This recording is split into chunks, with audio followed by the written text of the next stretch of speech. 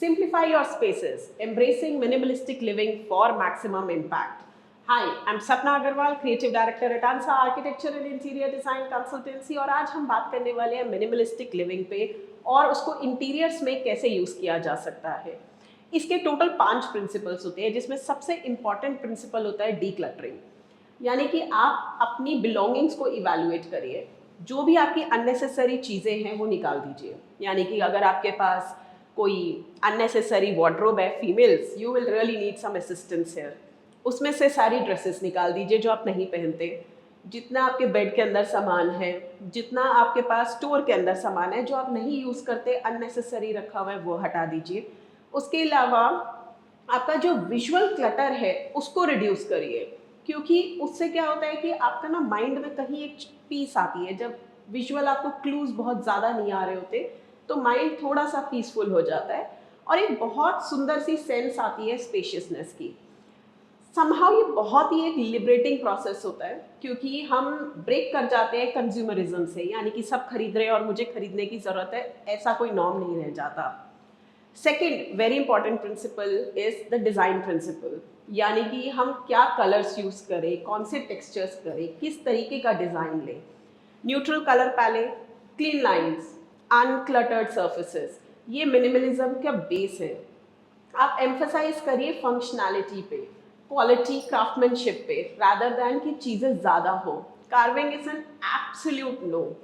Minimal decor रखिए और उसमें समहाउ मिनिमलिज्म में एक हार्मनी और एक बैलेंस होता है, यानी कि जब आप रूम की लेफ्ट और राइट साइड देखते हैं वो पूरी बैलेंस में दिखती है।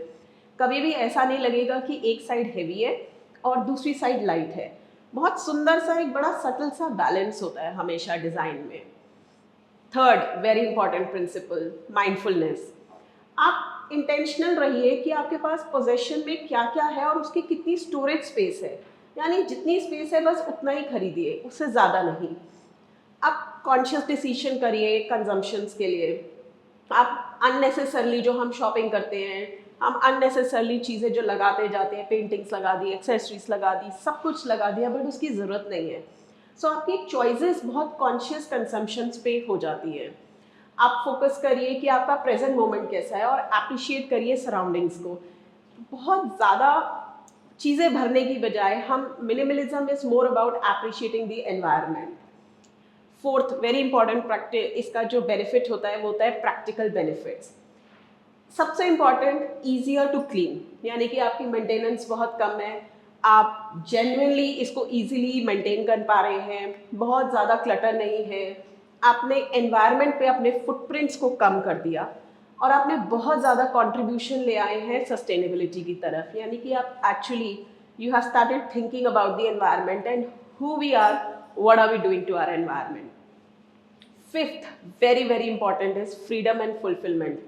समहाउ जब हम एक स्पेस क्रिएट करते हैं जिसका एक मीनिंगफुल रिलेशनशिप होता है एनवायरनमेंट के साथ, वो हमारी पर्सनल ग्रोथ में भी बहुत हेल्प कर जाता है। हमारा फोकस चीज़ों की बजाय एक्चुअली जॉय और पर्पस पे हो जाता है।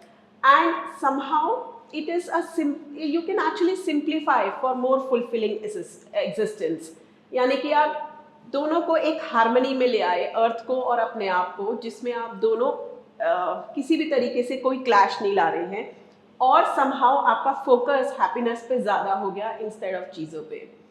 Thank you friends for listening to us, and for any kind of design consultancy you can contact us on www.ansainteriors.com. See you next Wednesday. Bye.